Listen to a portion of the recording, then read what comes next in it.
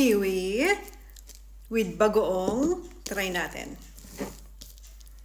Siguro mga ano na tong kiwi sa ref. Dilaw na kiwi pala siya. Kiwi. Siguro mga 1 linggo na to sa ref. Itong ating shrimp paste. Yung bang shrimp paste ay alamang or bagoong? Parang pareho lang naman yun, no? May nag-comment kasi na ano daw, hindi daw ito bagoong, kundi alamang. Yan, cheers. Meron kasing green na kiwi, meron namang dilaw. Ayan yung kulay. Cheers!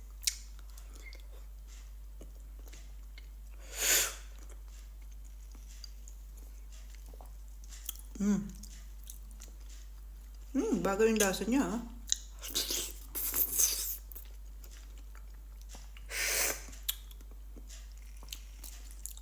Pero mas gusto ko siya, ang tamis naman ng kiwi. Mas gusto ko siya sa plum. Ang bagoong. Bagay na bagay yung lasa ng bagoong sa plum. Wala kasing bayabas dito sa Germany. Masarap sana kung merong bayabas.